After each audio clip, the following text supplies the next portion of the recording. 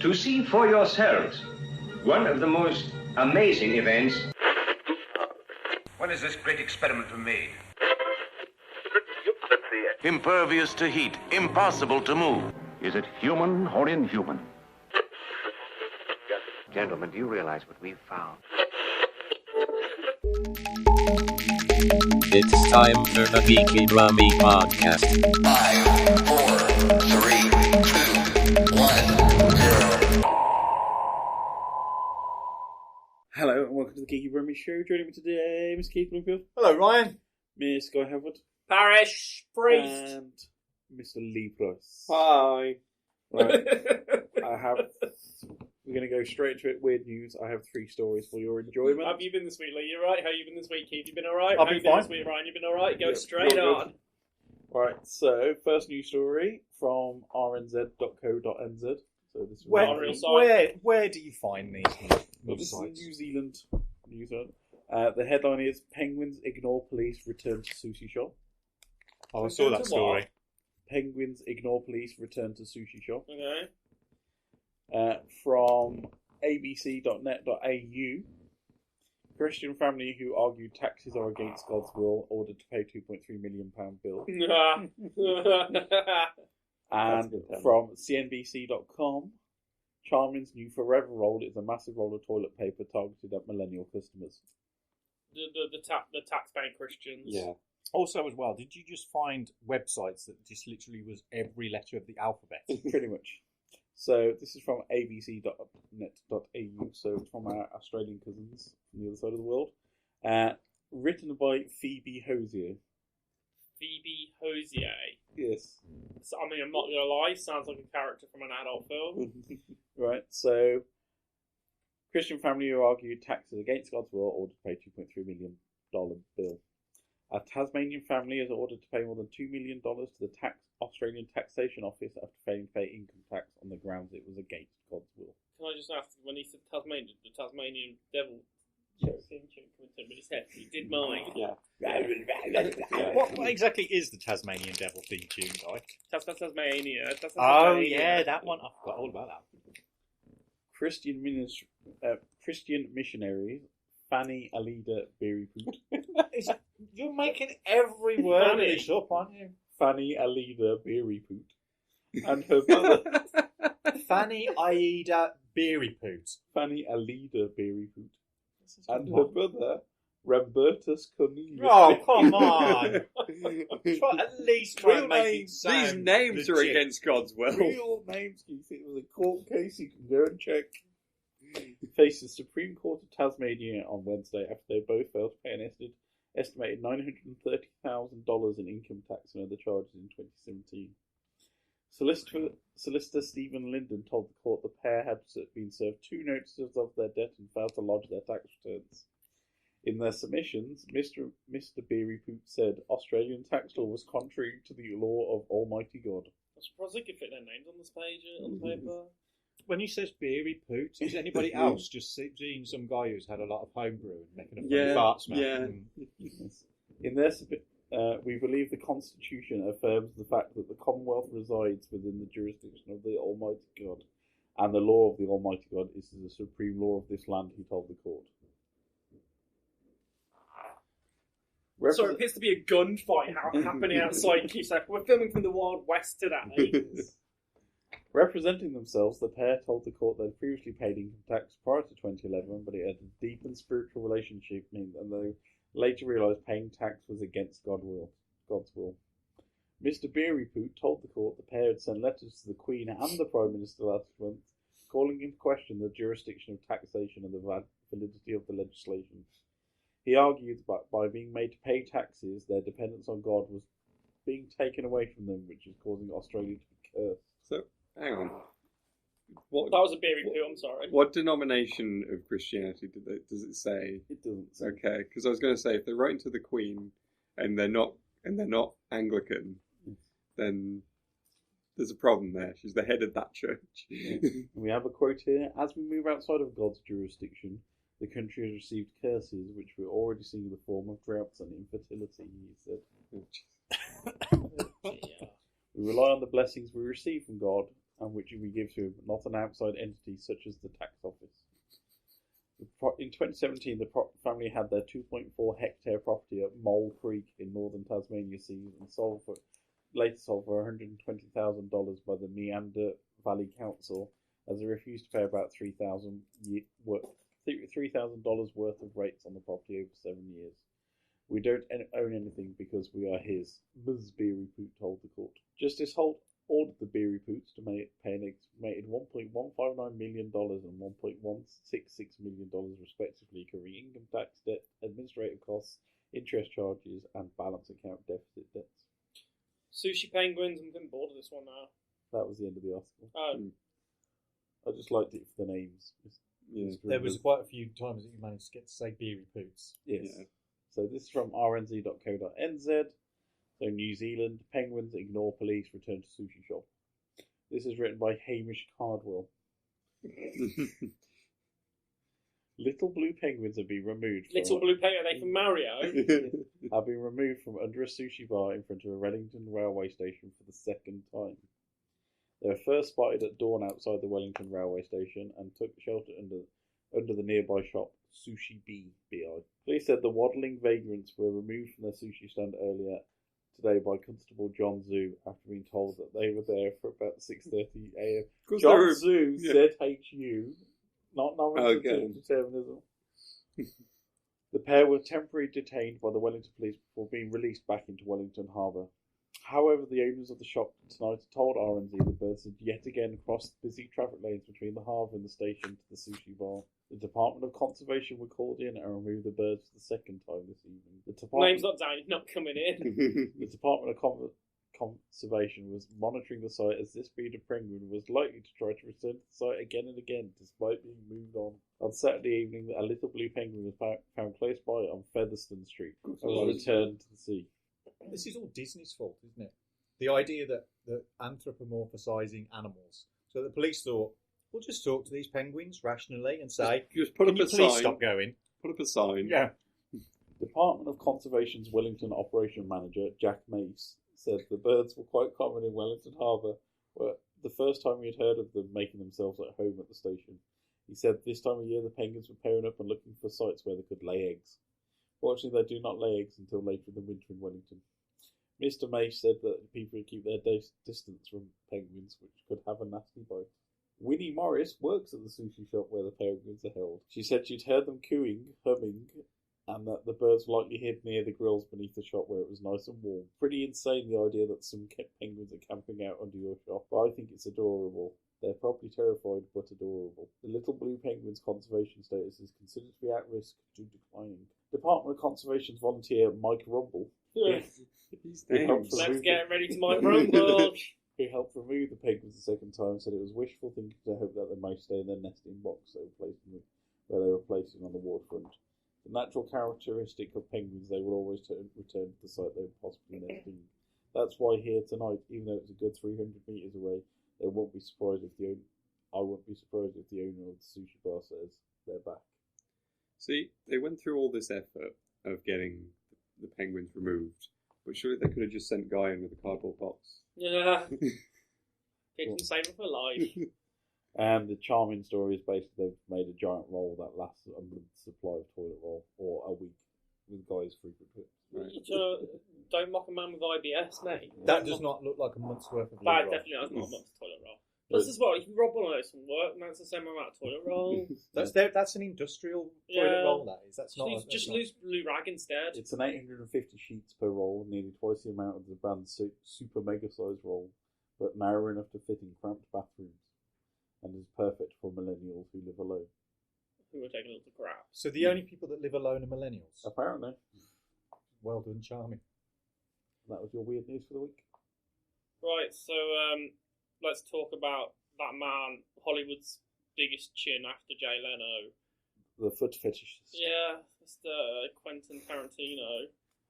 Lee is angry at us doing this feature, but I'm sinking down in my chair in rage. Tarantino is a particular film director of mine. He has a new film out, which I'd booked off the afternoon to go and see the day of release, 14th of August, and then my lovely girlfriend messaged me and said, I've got to plan that day and ruined my year. So, as such, we now have a new Tarantino film coming out on August 14th for everybody else, August 15th for me. But I thought we could skim through his back catalogue, pick out some highlights. So yeah, I thought we could have a skim through.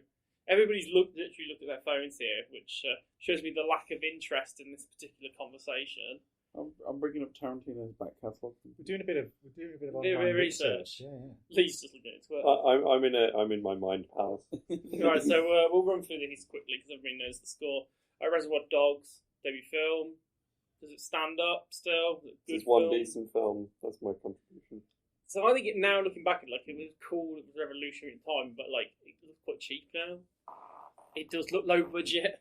I think that works in its favour though, because it is very much riffing off that 50s 60s grindhousey early movie thing, so it does work in its favour that it's a solid movie. His actual first film was My Best Friend's Birthday, which was a short movie that he directed in 1987. Yes.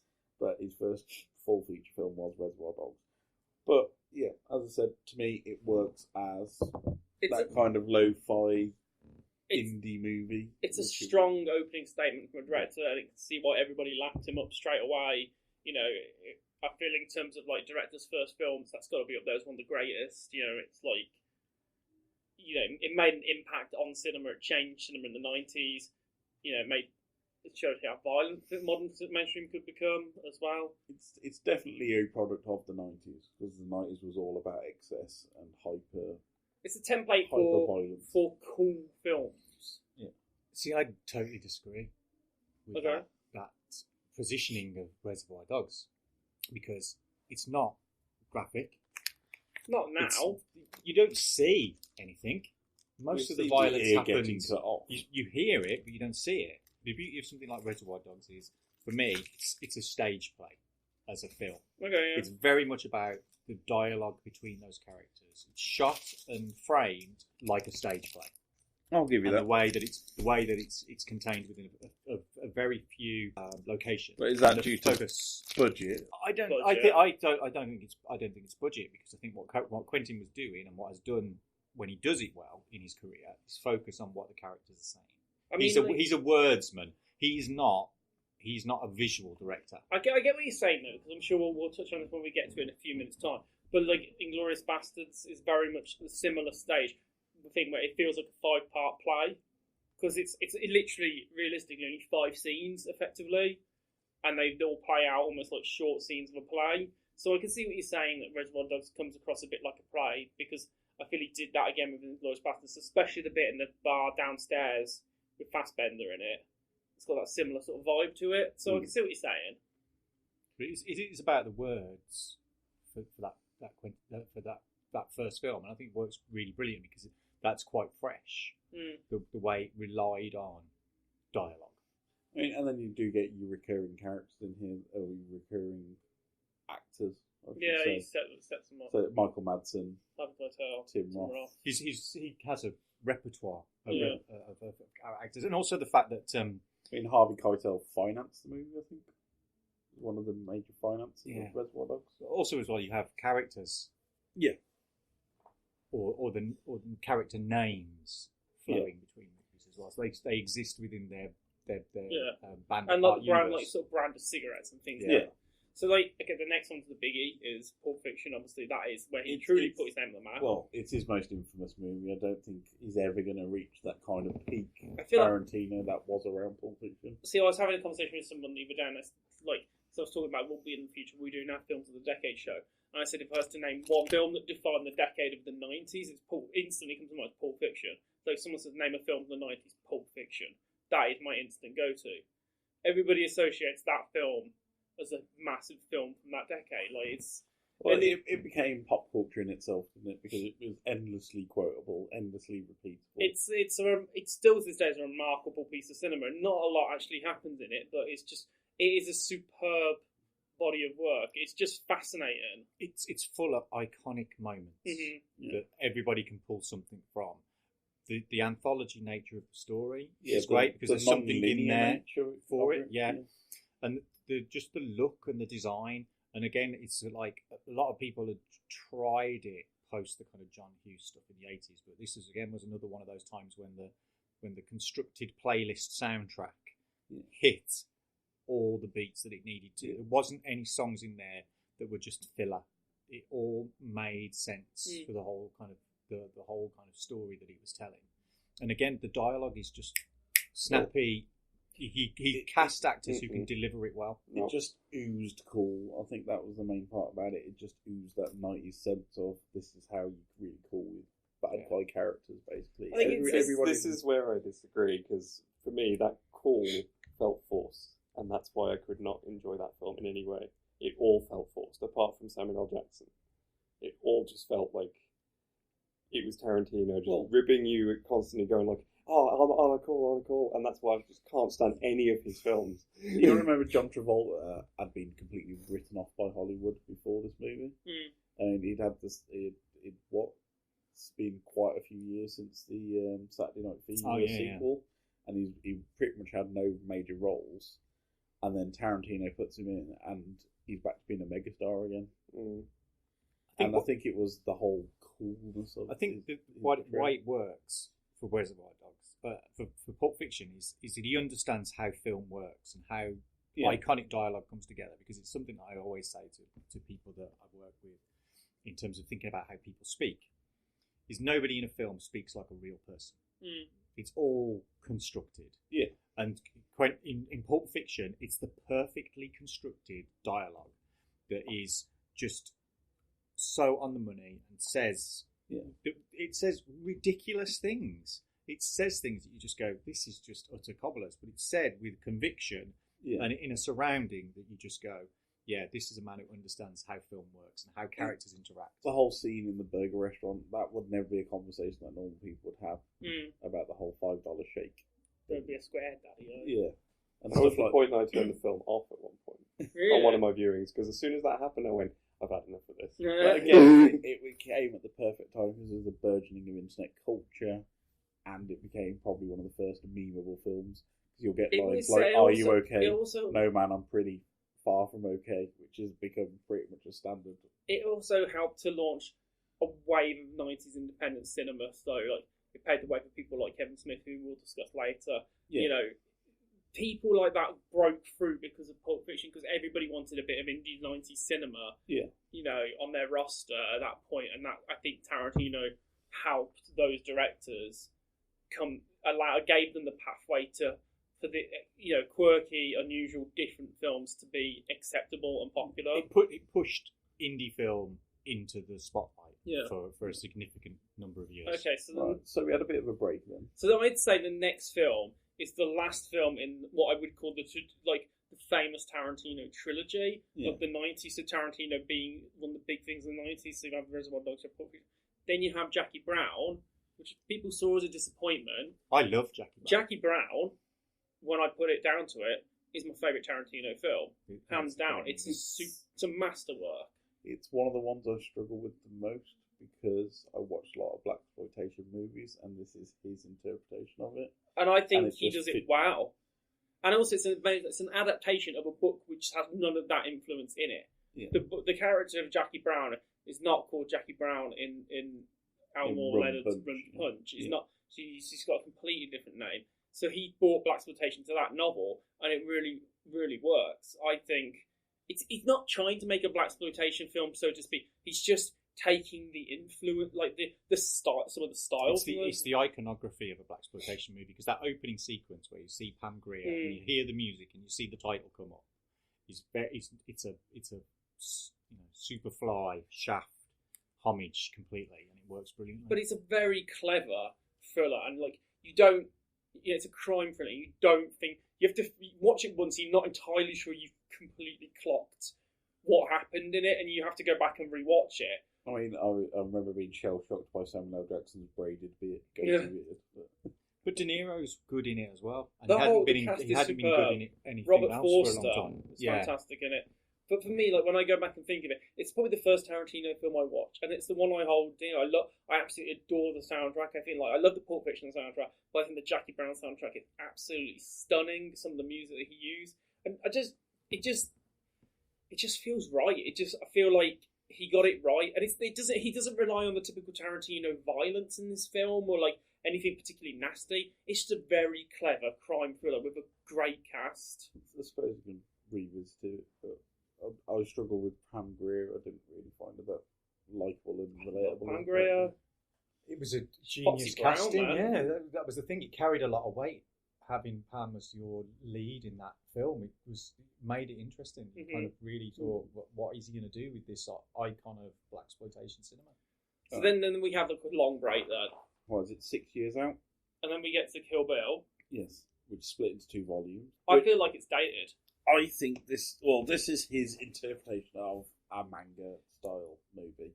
It's very much riffing off Japanese animation, Japanese manga all the way through, with the way the characters set up, the way the art's directed. It's very much riffing off stuff like from 70s manga and bits like that. I feel like this is the point though where we get to the side, the B side of Tarantino, where he stops trying to make a film where it's like a plot and there is a plot. This is where he's kind of like. Well, this is his own internal fictionalized universe in the Reservoir Dogs universe. But this is him really now embellishing his influences and making genre pieces and stuff like that. Whereas before, like they were kind of like his crime predominantly was his genre that he sat in. Whereas now he's making different types of films, so like the kung fu film, or westerns and things like that. But I think like Kill Bill Part 1 especially has dated badly. I don't think it's as good as I initially thought it was. But Part 2 is far superior. I sit on the opposite side of the fence on that. I think the whole Crazy 88 fight sequence is still one of the greatest fight sequences.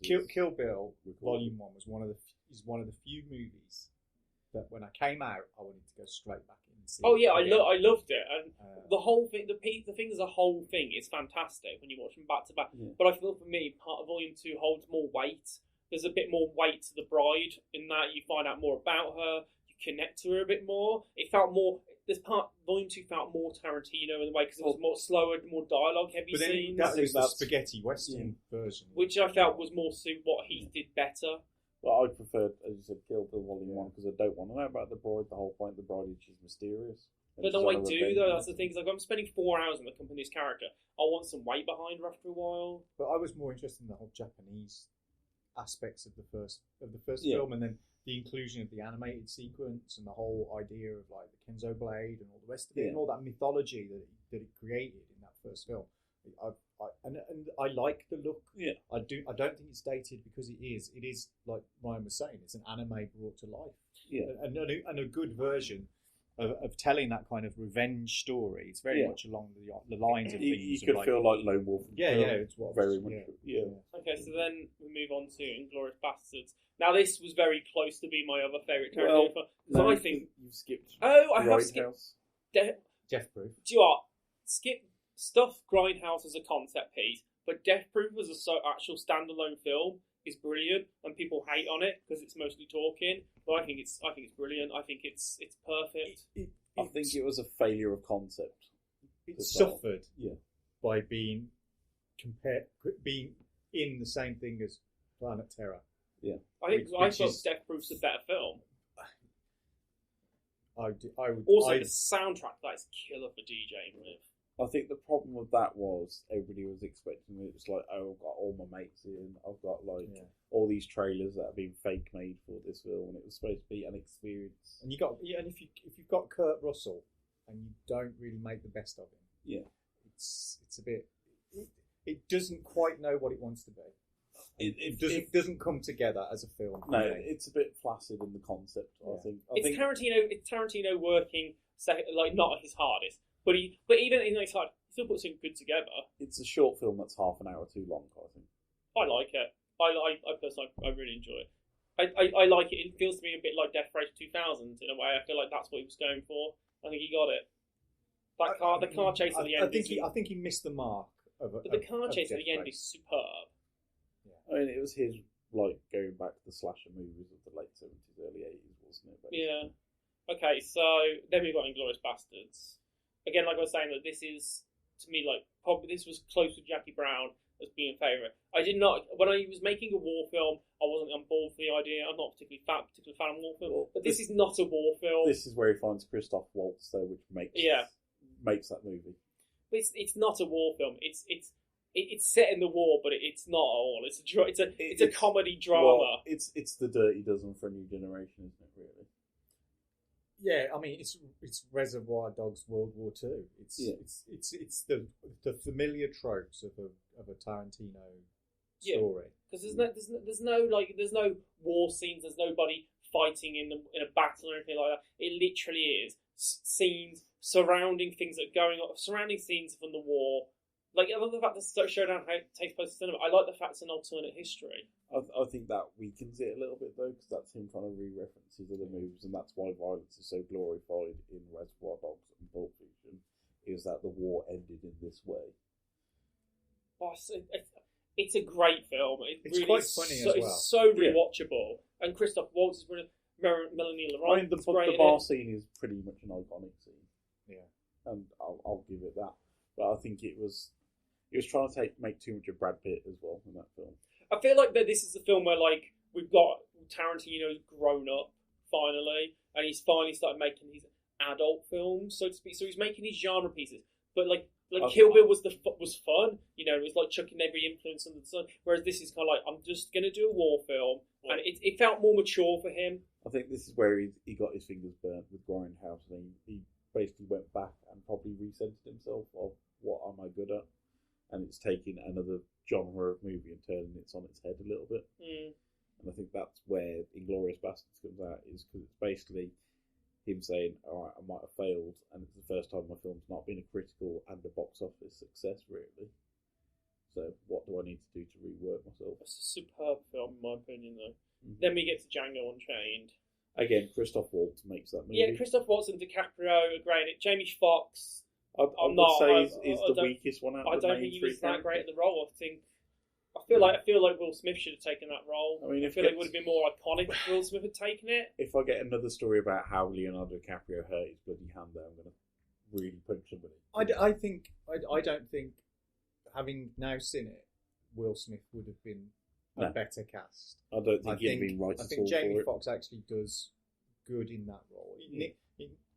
Will Smith, I don't think, can do a role without a little bit of kind of like, you know, he's not that serious an actor in terms of what he's doing, and I think Jamie Foxx manages to do that a little bit in this. I mean, he's got the chops to do it. As you know, when you see him in things like Baby Driver, you couldn't imagine that character being played by Will Smith. I think this is just a film, though. It doesn't fully sit right with me. Like, don't get me wrong, I think it's a great film. I think I really enjoyed it when I watched it. But in terms of like the other work Tarantino has done, this is definitely the bottom of the pile for me, because I can't be bothered to go back and rewatch it. I actually think it's his worst soundtrack. There's like a crap country western song he puts in it, which is just atrocious.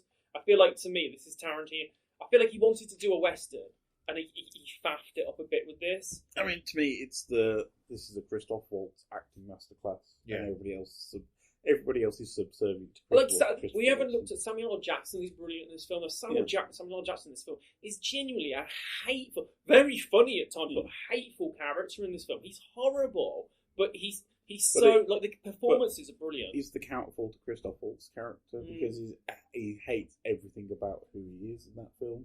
He thinks he's elevated himself up, where Christoph Waltz is trying to elevate people properly. But I feel it's sad, though, that like we said about Jamie Foxx, that like when everybody else surrounding you in that film puts in a better performance than you do, and you're the title character. I mean, I did get a bit of a thrill out of Franco Nero being in it, the original Django, which was quite good. But I also kind of like the idea that it's one of his better looking movies as well, because of his work with Robert Richardson for cinematography, and I think working with cinematographers that have got a good eye, coupled with Tarantino's ability to do the wordy dialogue stuff, and I think it's a good looking movie overall. You know, the use of sets and the kind of the American countryside is really nice looking. I mean, the one thing that never gets me is the Don Johnson cameo scene. That scene just was complete. That film was just complete. That scene was completely pointless. The entire plot of the film. But but it's Don Johnson, so yeah. Iconic people, isn't it? And what's his face? Jonah Hill. Jonah Hill, yeah. That was meant to be a meteor role, but it got cut. So then we're on to his final movie before this current release. So this is Western Take 2, The Hateful Eight. Which again brings into your concept of the theatre element. It's a stage play. Yeah. It's completely a self-contained story in one location, practically. No, I think The Hateful Eight. I think The Hateful Eight is a great film, but it's a long slog to watch. It's very, very slow. I mean, he uses Kurt Russell properly. Yeah, he's learned his lesson. Walton Goggins as well in this film is superb. He's brilliant. He's the standout character. I mean, Channing Tatum was probably the worst bit of casting. Spoilers. But I think he is the worst bit of casting in the whole movie. I think he wanted, but that's the thing, is somebody else wanted. He wanted someone else that role, and no one took it. And Channing Tatum offered himself. We get the return of Tim Roth as well, who's been one of his acting partners. I mean, it's a cast of heavy hitters. Yeah, it's a great film, but again, the last couple of films have not been his best. I feel like Western was always a genre Tarantino really seemed to thrive and want to do, and I feel like he didn't ever get the Western right. Both films are great, but they're not as good as Western as he could have done. I think. I mean, bringing Ennio Morricone on to do the score is a masterstroke, because if you want Western music, you go to Ennio Morricone. But then at some point, it stands out as one of Tarantino's least famous film scores, soundtracks, because it's the score. It's a proper score. It's not a soundtrack. That's the difference. That didn't feel right for me as a Tarantino film.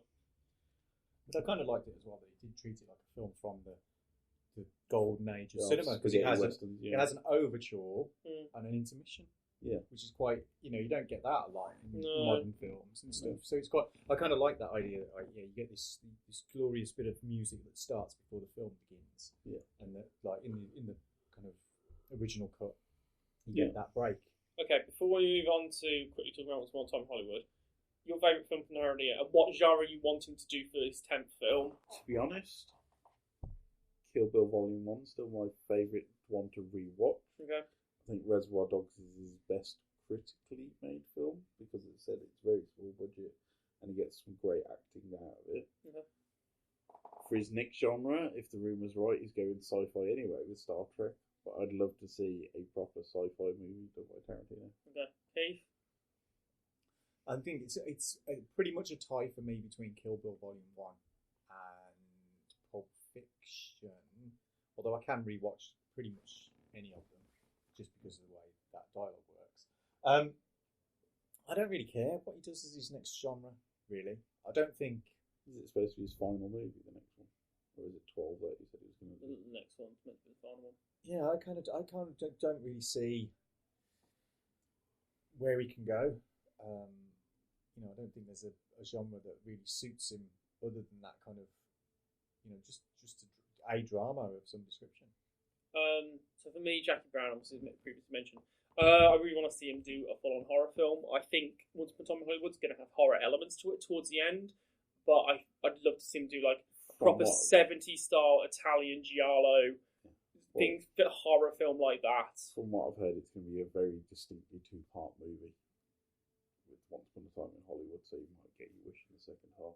Yeah, maybe. But I feel like giallo is maybe the thing he would understand and know about and could do well for a modern audience, because I love giallo. So, Lee, are we even going to bother to ask you? Well, like I said, Reservoir Dogs is the one decent film that I was actually able to watch and enjoy on some level, but it's not a film that I'm particularly keen on revisiting. So, yeah, that's all I really have to say. Like I said, I've seen Pulp Fiction, I've seen Kill Bill, and couldn't stand either of them, so I've never watched anything else. Would you like him to do a game franchise movie like Pokemon? I would like him... Quentin Tarantino's Super Mario Brothers? I would like him to do a We've good already got a horror movie. film for Super Mario. That's what I want him to do. I want him to do a good movie. One that's not full of cool dialogue and... Tarantino does Resident Evil. What about Once Upon a Time in Hollywood then? I don't think it's going to be as critically and as box office as successful as he hoped. I think he's lost his luster, especially with news articles that have come out in the last few years. And I don't think he's he's not punching as much weight as he used to. I literally cannot wait for it. I've been looking forward to this film all year, as I've said.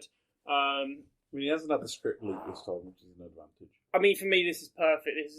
This feels like the Inglourious Basterds route of maybe an alternate history thing again. Hollywood in the 60s clearly an influence to him from other films. I think it's going to be partially a comedy. I do think there's going to be horror in this, because the fact he's tackling Manson, one of my favourite subject matters, is exciting to me. So I'm totally on board for this. I think it's going to be a cool look at the 60s. I think it's going to be like Pulp Fiction as well. I think it's going to be great.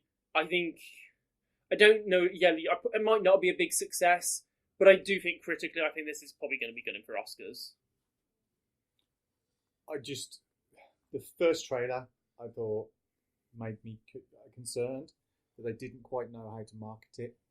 And I wonder whether it's a case of in the end, they're not quite sure what the film is. So whether it'll be too much of a mix of themes to work as a whole.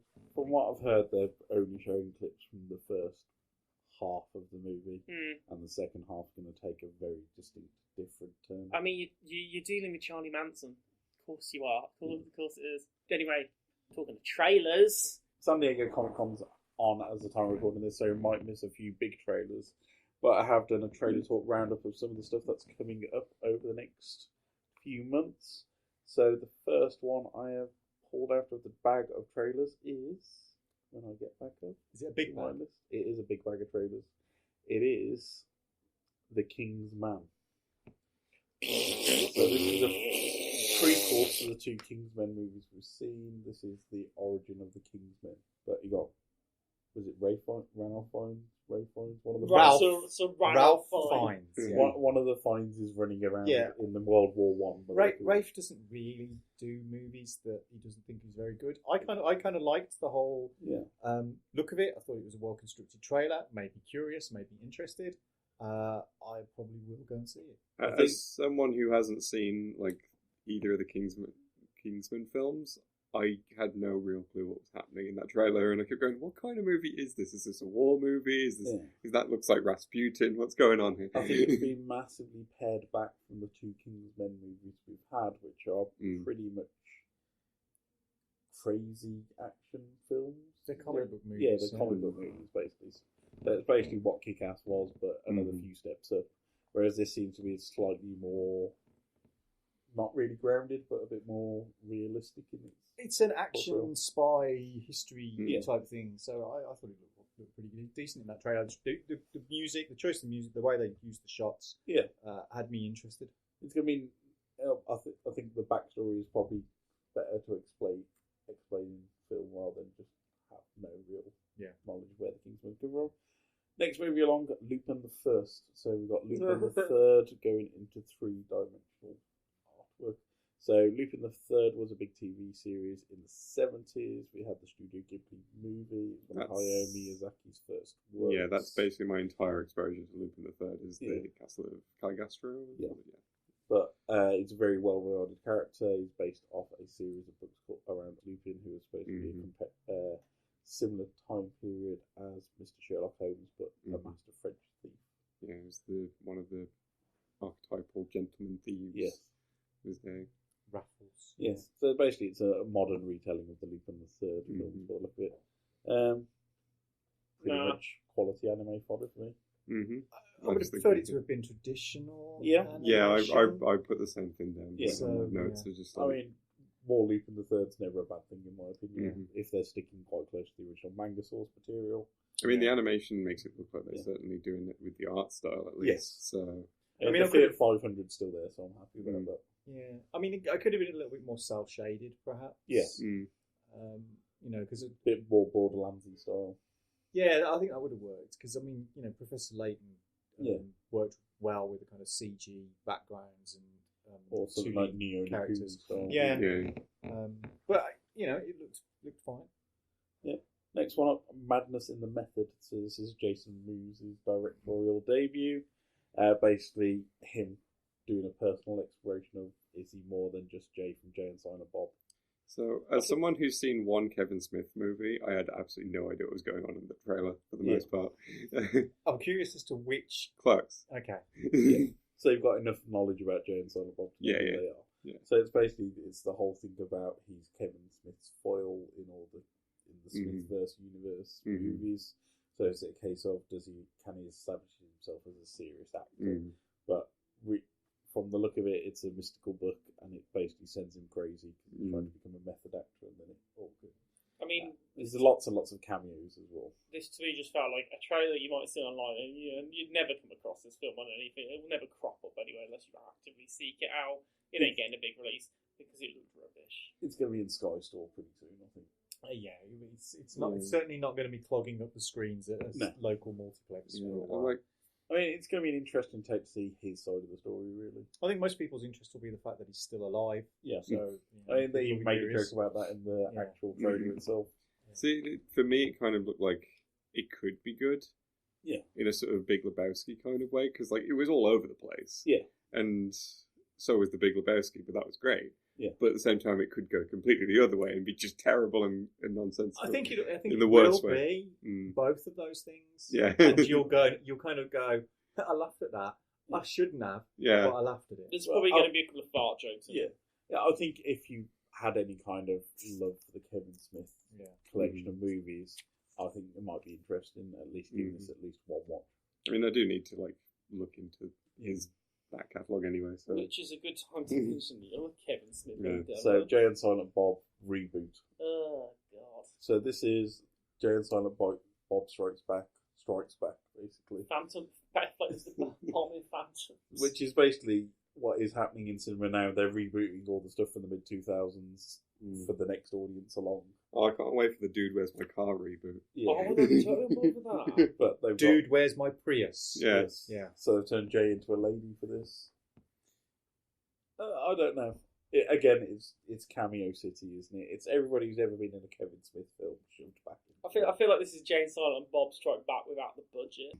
Yeah, I think the thing that troubled me about the trailer was it did look a bit shocking in terms of it didn't seem to be a quality product. I mean, he hasn't made a quality product in years, has he? Well, he made Tusk, he had Red State, he had his delve into horror, which Yuga Hoses, yeah. I mean, he's cast his daughter in there, so that's good to see Harley. But it kind of looks like it's probably 10 years too late. Yeah. I think for Kevin as a filmmaker at this stage in his career, he's probably past his peak and he's better off as a commentator on modern cinema rather than a maker of modern cinema, because this just does look very much kind of like he hasn't progressed much from doing Clerks as a craft, as a director and as a writer. I don't think looks a little juvenile, and it's going to be full of kind of really crass jokes. I'd agree with that. Like going to be. I think the audience for his movies have moved on, and I think Clerks 2 was the end of that. I was a massive fan of the Kevin Smith films. I felt Jay and Silent Bob Strike Back wrapped them all up quite nicely. Clerks 2 to me was an utterly pointless film. I rewatched it recently. It's an utterly pointless film. It wasn't funny. Clerks never needed a sequel. The fact that Randall and Dante cropped up in other films was quite cool. Like there's like little scenes of them out here and there. But like I feel like at that point, they wrapped up with the whole giving Jay and Silent Bob their film. I mean, the whole Middle Earth versus Star Wars, he could have thrown into any film, and that is a great piece of dialogue. I'll give him credit for that, but it kind of. But it's funny talking about him, just having talked about Tarantino, the idea that like Clerks was his Reservoir Dogs, and Mallrats was quite clearly his Pulp Fiction. Yeah. But unlike Tarantino, he's kind of went, okay, I've got, and then hasn't carried on. He's kind of plateaued. Yeah, as I say, Dogma was a great movie. Dogma was his best film. Yeah, and I think after that, it's kind of it's descended into meh. I have a lot of love for him and what he loves, and he loves a lot of the things that I love, and it's basically why put dialogue in when I can put a fart joke in. Yeah. That's what it feels like with Kevin Smith movies. So next movie along is Judy, starring Renee Zellweger. I didn't want to watch the trailer for that. Judy Garland. It's basically looks more to be like towards the end of Judy's career. The fame's not there anymore. She has to come to the UK to earn some money. Kind of like Renee's career. Yeah. As a second half of a century male, I don't think this film's for me. No, I don't think No. this film. As someone who doesn't like musicals, this film definitely isn't for me. I mean, I got Cineworld Pass. Maybe I'll go. Yeah. I it'll be a solid, entertaining movie, and if it was on TV or on Netflix, I would probably watch it and be entertained. It seems like it'd be all right, but just does nothing. If you want a Judy Garland biopic, you've got a Judy Garland biopic starring Renée Zellweger. There you go. Yeah, exactly. Jumanji: The Next Level. So this is following on from the Jumanji reboot, and basically they've just swapped up the characters a little bit. I mean, I kind of like the look of it, but it feels like the joke's going to wear thin on this one. Yeah. Well, they got the two Dannys in it, so you've got DeVito and Glover. It worked in the first film. Yeah. The whole way it subverted your expectations of what you were going to get out of the Jumanji film. Doing it a second time round, I might have bought it more if they'd have been other characters in the game part, as well. But just reusing the same character. I think there will be other characters in it though, because there's a couple of other characters. Yeah, I think we don't know where they've ended up. But it's not. I think at the same time though, I do love The Rock and Kevin Hart on screen together. They are great. So them playing slightly different roles. Obviously, they've realised they were the two big things about the last film. So they'll be like, well, what can we get them to do instead of them fighting all the time? This one, what can we get them to do this time where it's slightly different? You know, this is what he's playing up to: is The Rock and Kevin Hart's comedy skills. But I think my feelings was that the last film actually surprised me. I went into that thinking it was going to be terrible, but I was going to watch it anyway. Why the hell not? And I actually really enjoyed it. But this one, I just feel is going to be obnoxious. From that trailer, I just got this sense of this is going to annoy the hell out of me. I feel like they're going to have killed something they got right. There's going to be so many old man jokes in the first half. Exactly. The beauty of the first one was that you kind of went, "Oh, I'm not expecting anything good," and then you came out and went, "Actually, that was pretty decent." Yeah, I think as well. One of the things that was annoying me is the fact that in the last film, they actually had the characters understood the language of video games. They understood they were in this video game world. Whereas now there's a lot of, from that trailer, it's very clear there's a lot of jokes about they're old men who don't understand this, and there's going to be tons of jokes about that. And I'm going to you're going to drag those jokes out for 90 minutes, and it's going to get so tired. Yeah, it feels like it's a great premise stretched out too far. Yeah. Next one along, Disney courting the Chinese money, Mulan. Now, I spoke to Laura about this. She's disappointed in not having the songs or the cartoon elements to it. The dragon. Yeah, but I feel like maybe Disney have decided that's maybe a bit too childish for us and they want to go a bit serious with it. I thought it looked cool, but I've never seen the original, so I don't know the frame of reference. Yeah, I think my problem with the live action remake so far is it's just they don't justify themselves. Especially with things like The Lion King just coming out, which is just everyone's complaining that it's a shot-to-shot remake of the original. But with less expressive characters and less interesting visuals. And it's why even bother making this? We can just go back and watch the animated one.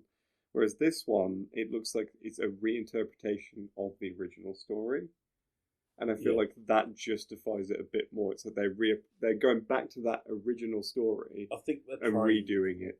A historical epic, but slightly Disneyfied, which is going to be interesting to see how they're going to do. Yeah, it's a slightly different subject matter for them as well. It's not the kind of Western fairy tale story. They are taking a story that does exist. Yeah. And like Lee was saying, I thought that's the thing that's the strength of this one is that they've gone, okay, we've done this story once before in this way. How, if we're approaching it from a live action point of view, what will that be?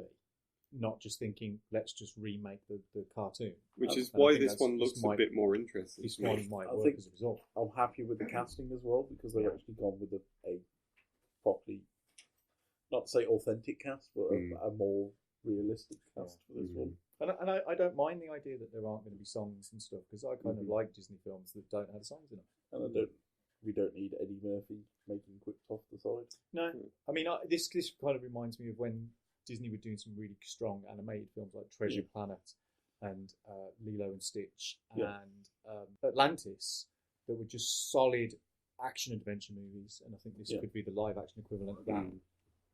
Right, so next one, Top Gun. Is it worth revisiting a franchise after 30 years? Well, in the trailer, when Tom Cruise says that's one of life's mysteries, so I was like, yeah, that's what I think about the film existing. Yeah. It seems to exist just to kind of go, oh, wasn't Tom Cruise cool 30 years ago? He was massaging his Tom Cruise ego. I think there's going to be fans of the original film, and that's about it. And then the last trailer, because there's nothing really much to say about Top Gun except basically it's Tom Cruise in a fighter jet again. John Hamm's in it. John Hamm. But does John Hamm fly a fighter jet by himself?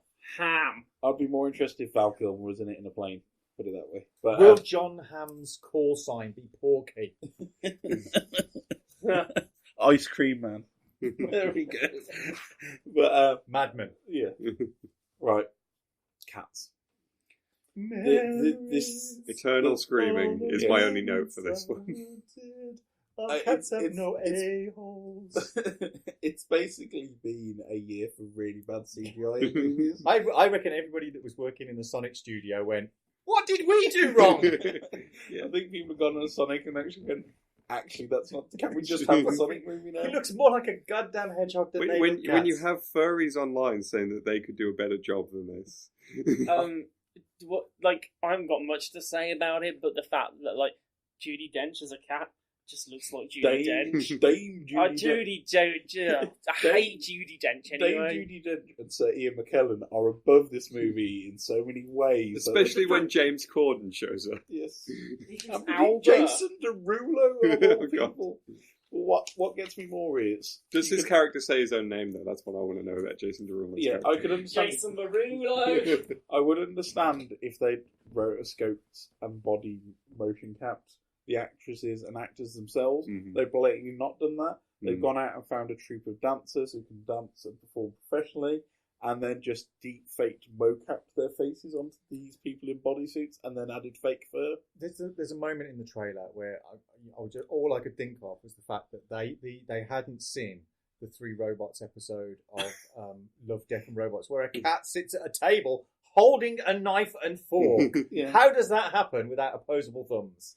And on top of that, none of the furniture matches in size. We have a bed which is designed for 600 million people, yet mousetraps are only the size of their hand, and then candles are their cat size. I think as a theatre experience, it probably would have worked because you're suspending a certain amount of disbelief, but as a film... As to be fair, I've always found cats a little bit off-putting anyway. Even as again, I don't like musicals, but Andrew Lloyd Webber has enough money that this doesn't need to be made, basically. Everything I've seen of the stage show, though, I'm just like, this is horrifying, and I don't want anything to do with it. I just hope they follow this up with Starlight Express. Oh, I've seen people say by David Cronenberg. Done in the same way. Yeah. David Cronenberg's Starlight Express is the only way they could get around that movie. I mean, I was shocked and horrified by what I saw, but then... I want Starlight Express to look like when they mod Thomas the Tank Engine into Skyrim. That's what I want it to look like. So the thing is, this is, as one, I think, Guy, you mentioned, it's releasing the same day as Star Wars. Oh! So it's basically, they've done this position for all the nerds and geeks will be watching Star Wars, and that means all their wives and partners will be going out to watch Cats. Nobody wants to watch Cats. Yeah. I would prefer... It looks like Jordan Peele's done a musical movie. Somebody did recut this trailer within a couple of hours to the soundtrack from the Us trailer. Yeah. I got 5 on it, and they did it. And it made it infinitely more interesting looking, which is fine. But again, regardless of how brilliant the animation would have been, I was horrified and shocked by what I saw. It's worse. But there was nothing they were ever going to show me that was make me want to go to see Cats as a film. I would not. One thing that's worse for me out of all of this is they've anthropomorphized the cats. Fair enough. Giving Rebel Wilson's cat boobs, which have motion shake on them. That was weird. That was really weird.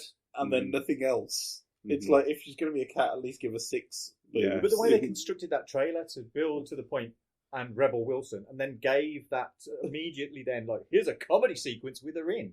Yeah, it's like, whilst Moonlight's playing in the background, which makes it's just dissonance all over the shop. I think it's been rubber stamped and approved and nobody's actually taken it and looked at it as a whole thing. I thought you meant just no one's looked at it at all. No. I did like the music from Cats that they used in an ITV World Cup thing in about 1982. that was quite nice, that music I did. But yeah. But that's our thoughts on the trailers that we see this week. Keith, where can find you on? You can find me on the not as good as it was Twitter, if you're using the desktop version, at hardluck_hotel, because everybody loves an underscore, and on Instagram without the underscore. So go and have a look at my pictures and like them, because that's all I live for, is the likes. Guy, where can I find you? My guy_Halford on Twitter. And Lee, where can I find you? You can find me on YouTube at Bob the Pet Ferret, and you can find me on Twitter at The Cheap Ferret. You can find me Not paying your tax bill at Ryan Perry on Twitter. Brummy Your Mum for the foodie stuff, and you find us all at Geeky Brummy on Twitter, Instagram, Facebook, geekybrummy.com, and on YouTube, and wherever else the words geeky and Brummy are attached together. Yes, subscribe to the YouTube channel.